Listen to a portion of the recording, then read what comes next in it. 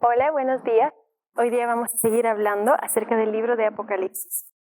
Así que vamos a empezar orando. Señor, muchas gracias por ese tiempo. Muchas gracias porque tú eres el Dios que tiene autoridad sobre todo. Así que te bendecimos, Señor.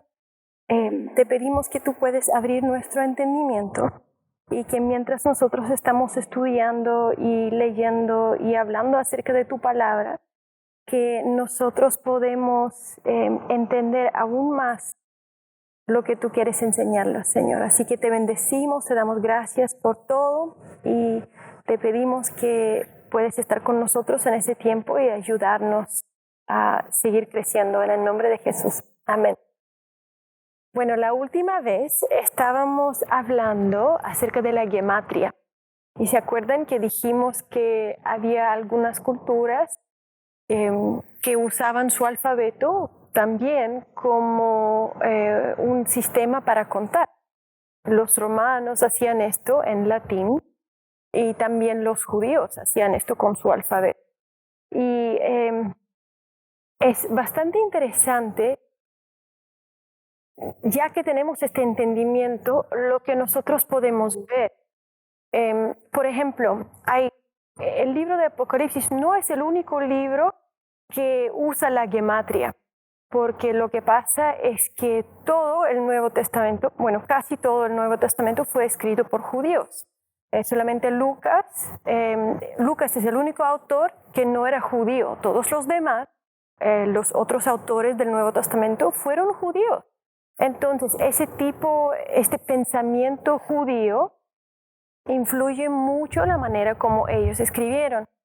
Y si nosotros no conocemos la cultura judía, va a ser difícil para nosotros poder entender cómo ellos estaban pensando. Así que quiero darles un ejemplo acerca de cómo la gematria influye como nosotros estamos pensando. Ustedes tienen una foto del alfabeto hebreo y ahí ustedes pueden ver cómo cada letra tiene un número. Y ustedes pueden ver debajo de cada letra, ustedes pueden ver el nombre de cada letra. Aleph, Bet, Gimel, Dalet. Ahora, en hebreo, y desafortunadamente yo no tengo una manera de poder escribir ahora para mostrarlo para ustedes, pero en hebreo se escribe sin los vocales, se escriben solamente los consonantes. Y si tú no sabes cómo pronunciar una palabra, no sabes, cuando ves la palabra tú no sabes pronunciarla. Si tú ya sabes la palabra, no te molesta que solamente se escriben los consonantes, porque tú ya sabes la palabra y tú puedes verla. Pero si no sabes cómo se pronuncia, necesitas los vocales. Entonces ellos tenían un sistema de poner unos puntitos debajo de las letras para ayudarte si eso fuera una letra nueva para ti, si eso era, una palabra nueva, si es una palabra que tú no has escuchado antes. Entonces sí había un sistema para poner los vocales, pero estos no tenían un valor numérico. Esto es el punto al que voy. Entonces, para contar, por ejemplo, tomamos la palabra David, ¿ya? El rey David. ¿Cómo se escribe su nombre? Pues su nombre se escribe con D, el A no tiene valor, después V, el I no tiene valor y después D otra vez. Entonces, el valor de su nombre es DVD. Ya ustedes tienen la foto del alfabeto, así que ustedes pueden ver, dice Dalet, es la cuarta letra del alfabeto, y encima ahí tiene el número 4. Después, 2 letras después, está la letra Vav, y esa letra tiene el valor 6. Entonces, David es Dalet, Vav, Dalet. Así se escribe el nombre del rey David. Entonces, el valor de él es 4 más 6 más 4. Dalet, Vav, Dalet. 4, 6, 4. Entonces, el valor del nombre David es 14. Si yo escribo yo amo al 14, sería lo mismo como decir yo amo a David. Ahora, ya, ok, parece genial, pero ¿cómo eso influye de verdad? ¿Cómo yo estoy interpretando la Biblia? Bueno, veamos un ejemplo.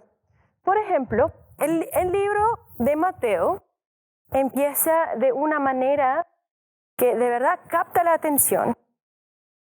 Y sí es verdad, pero no para nosotros, porque el libro de Mateo empieza con unas genealogías. Y para nosotros esto es la parte más aburrida de todo, porque son genealogías. ¿Y quién se fija en las genealogías? Si tenemos que leerlos, a veces nos apuramos un poco y capaz que pronunciamos mal algunos nombres, pero pues ¿quién se dio cuenta? Pero para los judíos esto era de verdad algo que sí captó la atención. Así que veamos cómo es el libro de Mateo. Voy a leer a partir de Mateo 1:1. Y dice, libro de la genealogía de Jesucristo, hijo de David, hijo de Abraham. Ok, ya, genealogías. Entonces vamos a ver genealogías. Bueno, versículo 2. Abraham engendró a Isaac, Isaac a Jacob, y Jacob a Judá y a sus hermanos. Y bueno, nosotros sabemos quién es Abraham, Isaac, Jacob, ya hasta aquí estamos. Judá engendró de Tamar a Fares y a Zara, Fares y Esrom a Aram. Ok, hasta aquí más o menos tenemos la historia, sabemos que Judá, sabemos la historia de este libro de Génesis, Tamar era la nuera de Judá, pero ya, sabemos la historia. Versículo 4. Aram engendró a Aminadab a Naasón y Naasón a Salmón. Ok, ya capaz que me perdí un poco, pero Salmón engendró de Rahab a Booz. Ya bueno, sí sé la historia de Rahab, ella era en Jericó. Bueno, Booz engendró de Ruth a Obed y Obed a Isaí. Ok, ya conozco la historia de Ruth. Bueno, Isaí engendró al rey David y el rey David engendró a Salomón, de la que fue mujer de Urías. Salomón engendró a Rehoboam, Roboam a Abías y Abías a Asa. Ok, aquí viene el libro de Reyes, capaz que nos acordamos algunas cosas. Asa engendró a Josafat, Josafat a Joram y Joram a Usías. Usías engendró a Jotam, Jotam a Acaz y Acaz a Ezequías. Bueno, de él me acuerdo, él fue un rey bueno. Ezequías engendró a Manasés, rey malo. Manasés a Amón y Amón a Josías. Josías engendró a Jeconías y a sus hermanos en el tiempo de la deportación a Babilonia.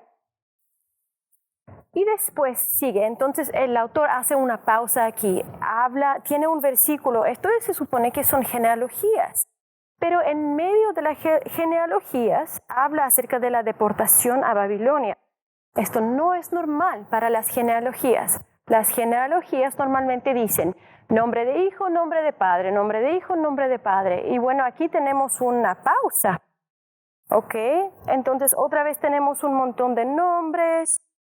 Y tenemos en versículo 17 un resumen, una interpretación. En versículo 17 dice, de manera que todas las generaciones desde Abraham hasta David son 14. 14. ¿Será que este número es importante? De Abraham hasta David son 14.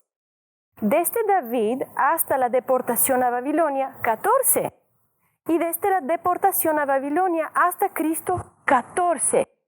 Ok, solamente hay un problema. Hay otra genealogía en el libro de Lucas y ustedes pueden darse cuenta que de Abraham hasta la deportación de Babilonia no son 14 generaciones. Y de hecho después, a partir de Jeconías, hasta el final aquí de la genealogía, o sea, de Jesús, tampoco son 14. Y Lucas tiene un número bastante diferente. ¿Por qué? Porque Lucas no está enfocado en la numerología, en la gematria, porque Lucas no es un autor judío. Lucas no está tratando de de hacer un punto, algo específico. Lucas tiene el pensamiento griego y nuestro pensamiento es mucho más cerca al pensamiento de Lucas que al pensamiento de Mateo. Pero no sería una mentira entonces. ¿Será que Mateo está mintiendo? Dice que son 14 generaciones, pero no lo son. Pues no es una mentira. Esto es algo común en las genealogías judías. A veces uno podía omitir una persona de una genealogía. Era común hacer esto. Capaz que esa persona vivió muy poco tiempo, o capaz que el autor está tratando de, o es alguien que no es muy conocido y capaz que el autor está tratando de mostrar algo.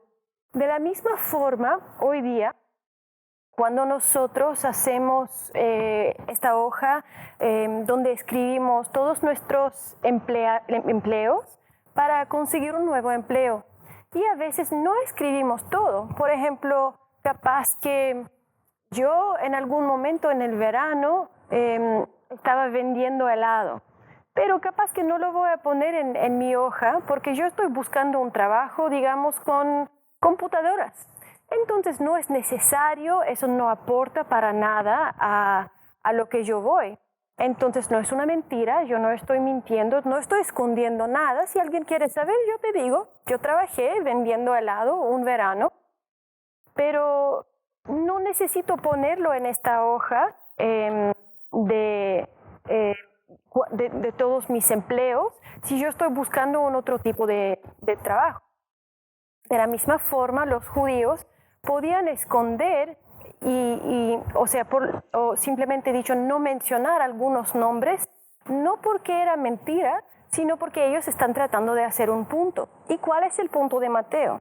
Pues es bastante claro en versículo 17, Mateo 1:17, es bastante claro. Él está apuntando al número 14. Entonces, él te lo dijo plenamente, que Jesús es el hijo de David, pero ahora otra vez te lo está diciendo de una manera más sutil, 14, 14, 14, y lo que Mateo está diciendo es que Jesús es el hijo de David, el Mesías prometido, porque todo el Nuevo Testamento apunta hacia una persona, hacia el hijo de David, que va a venir y que va a restaurar el pueblo, redimir el pueblo de Israel.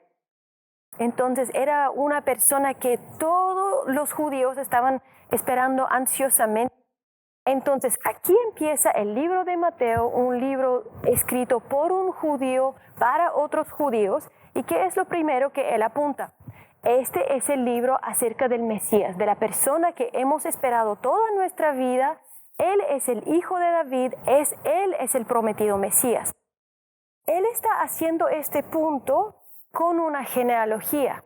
Ahora, para nosotros puede ser que es difícil entender eso o ver eso, porque es una genealogía. Y para nosotros, esto no es la parte que nos anima más, porque hay muchos nombres. Pero para los judíos esto era algo bastante interesante. Entonces, es importante que nosotros nos damos cuenta que lo mismo sucede en el libro de Apocalipsis. El libro de Apocalipsis está lleno de la gematria, o el hecho de que los símbolos significan, los números significan otra cosa muchas veces. Por ejemplo, el número 7, nosotros tenemos desde la creación, Dios hizo todo el universo y descansó en el séptimo día. Tenemos, por ejemplo, cuando el rey Salomón dedicó el templo, hubo una gran celebración, 7 días, y después de estos 7 días de la dedicación del templo, que celebraron 7 días y dedicaron el templo, en el séptimo día cayó la gloria, llenó el templo y todo, y después celebraron 7 días más, pero ahí ellos ya estaban celebrando la fiesta de Sukkot, la fiesta de tabernáculos, lo cual es bastante significativo igual porque pues vamos de un tabernáculo a un templo y después de la dedicación del templo celebramos la fiesta de los tabernáculos, pero esto es un tema para otro día. El punto es que el número 7 significa algo completo, significa algo ya perfecto, completo. Entonces no le falta nada. Lo cual es bastante importante para nosotros en el libro de Apocalipsis, porque hay muchas cosas que vienen en 7. Entonces, cuando está hablando de la ira de Dios, pues ahí se completó la ira de Dios porque estamos hablando de 7. Entonces es importante que nosotros podemos observar y podemos ver que los números en el libro de Apocalipsis no son números sencillos, son números que significan algo mucho más de lo que nosotros podemos ver o observar si no nos detenemos y paramos y pensamos. Ahora, vamos a continuar hablando acerca del trasfondo de cada iglesia. Es importante estudiar esto porque pues, la mayoría de nosotros creemos que estas iglesias son iglesias reales.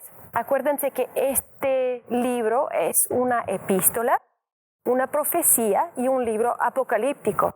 Entonces, una epístola fue escrita a personas reales. Lo menciono porque hay una postura específica, la postura futurista. Acuérdense de las 4 posturas. La segunda postura, la postura futurista, la que cree que todo de aquí en adelante, que no se ha cumplido nada todavía del libro de Apocalipsis, todo se va a cumplir en el futuro. Esta postura también cree que las 7 iglesias no son iglesias verdaderas.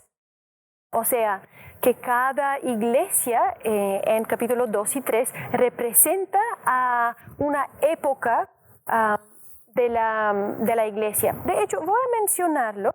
Yo iba a terminar con eso, pero ya que lo mencioné, voy a comentar solamente para ustedes. No es algo no es algo que tienen que memorizar o nada, pero solamente voy a mencionar la iglesia de Éfeso para la postura futurista. Era la iglesia primitiva a partir de la crucifixión hasta más o menos 100 después de Cristo. La iglesia de Esmirna simboliza la iglesia perseguida y es del año 100 hasta el año 313. En este año, en 313, el emperador Constantino legalizó el cristianismo y ya no hubo persecución de la misma forma como lo había antes. La iglesia de Pérgamo es la iglesia imperial, porque una vez que el emperador Constantino legalizó el cristianismo, ya la iglesia se convirtió en algo mucho más diferente. Entonces, la iglesia de Pérgamo es la iglesia imperial hasta el año de 800 más o menos.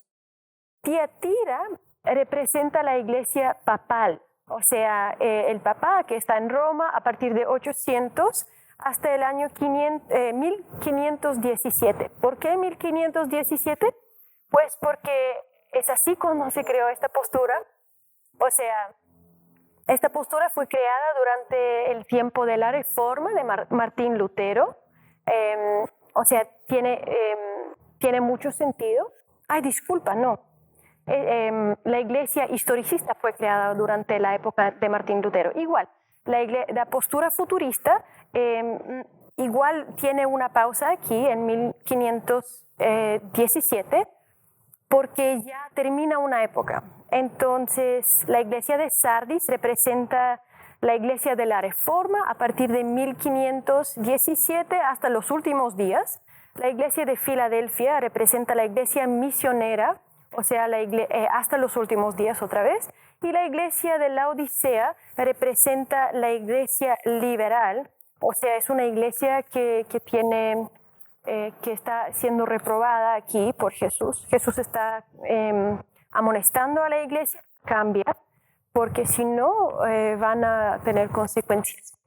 Entonces, esto es una postura que creen los que apoyan la postura futurista.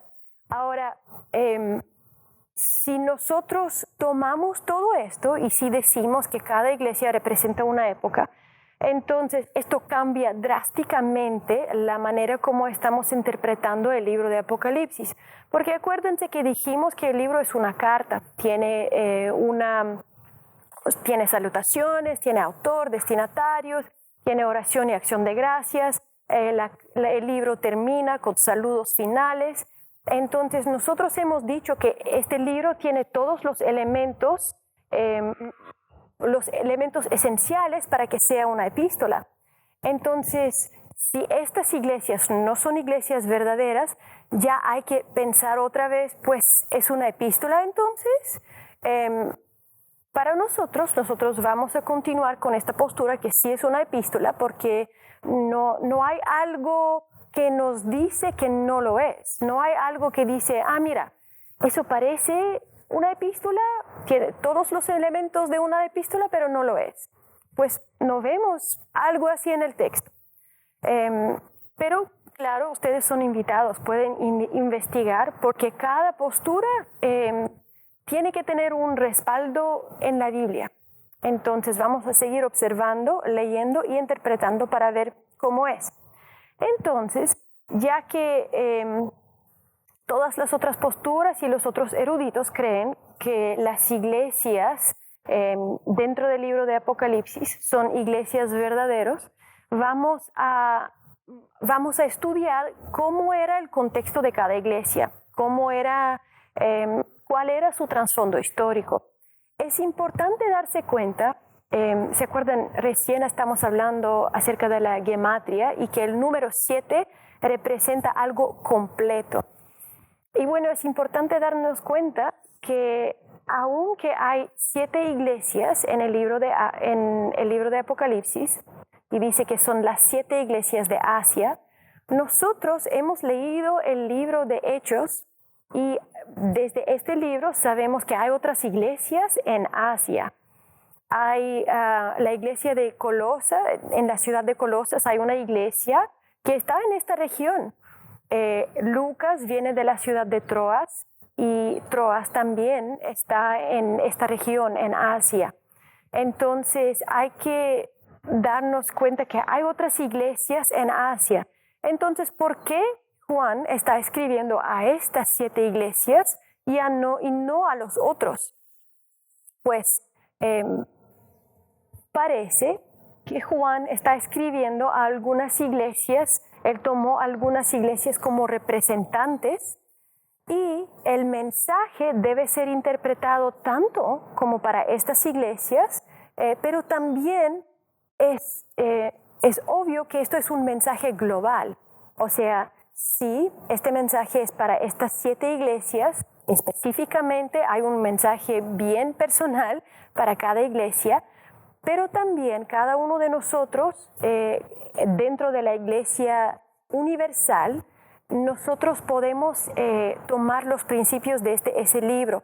Entonces, de la misma forma como pues el libro de Abdías otra vez fue escrito para, digamos, acerca del pueblo de Edom, pero nosotros también podemos usar los principios desde ese libro. Así que Juan está tratando de dejarlo en claro que esto sí es un libro para estas 7 iglesias, pero también es un libro para la iglesia universal, tal vez la iglesia universal en la región de Asia, tal vez la iglesia universal entre todos los judíos que están allá en esta época, o capaz para la iglesia universal en todas las épocas. Entonces, nosotros vamos a estudiar este libro y ver qué es lo que dice. Ahora, ustedes tienen unas mapas tienen unas fotos de unas mapas. Y primero nosotros vemos un mapa del Imperio griego. Esto fue el imperio que Alejandro Magno conquistó. Y nosotros vemos una foto del Imperio griego cuando era más grande, en su momento de que tenía el territorio más grande. Y vemos cómo Alejandro Magno había conquistado a Media, a Medo-Persia, a Babilonia y todo esto. Y vemos las 7 iglesias del Apocalipsis son en la región donde dice Lidia. Ahora, Alejandro Magno, Alejandro Magno conquistó toda esta región, nosotros sabemos que Alejandro Magno había conquistado todo eso. Pero fíjense que la parte donde están las iglesias es el reino de Lidia y vamos a comentar un poco más acerca de esto un poco después. Ahora fíjense en el mapa donde está Lidia y también quiero que se puedan dar cuenta que al otro lado de Media y Babilonia nosotros tenemos a Partia, lo cual es otro imperio que es va a ser bastante interesante para nosotros. Entonces fíjense en el mapa donde está Lidia, claro, donde está Judea, que sería Jerusalén y las otras ciudades, y también donde está Media, Babilonia y Partia, ¿ok? En el siguiente foto, nosotros tenemos el Imperio Romano, y ahí ustedes pueden darse cuenta que ya el Imperio Romano había cambiado el nombre. El reino de Lidia fue conquistado por Alejandro Magno, se convirtió en parte del Imperio griego, y después el Imperio Romano dio otro nombre a esta región y le dio el nombre Asia. Así que fíjense que Asia es una región bastante chiquitita. Hoy día nosotros cuando hablamos acerca de Asia estamos pensando de un continente, pero en ese tiempo eso no era así. La palabra Asia se refería a una región bastante chiquitito que era parte del Imperio Romano. Fíjense otra vez que el Imperio de Partia era fuera del Imperio Romano. Esto era un imperio que todavía existía y iba a ser bastante importante para esta región. Y entonces esto es lo que deberíamos observar desde este mapa del Imperio Romano. Y también quiero mostrarles, antes de terminar este video, una última mapa, que es la mapa en sí de las 7 iglesias de Apocalipsis. Ustedes pueden ver, está muy de cerca esta parte del mapa, y ustedes pueden ver Éfeso, Esmirna. Otra vez disculpa que el mapa está en inglés, pero los mapas anteriores fueron en español. Éfeso, Esmirna, Pérgamo, Tiatira, Sardis, Filadelfia y Laodicea. Y se cree que el orden de las iglesias que están en el libro hubiera sido el mismo orden que la persona trayendo el libro de Apocalipsis, la carta, la epístola, la persona hubiera ido desde Patmos con un nave hasta Éfeso, de Éfeso hasta Esmirna, después hasta Pérgamo. Acuérdense que en ese tiempo no había una persona, como el gobierno no te dejaba enviar cartas como ahora nosotros lo hacemos hoy en día. Ellos tenían que enviar una persona como un amigo que estaba llevando y trayendo esa carta. Así que en el próximo video vamos a continuar hablando acerca del trasfondo histórico de cada una de estas iglesias.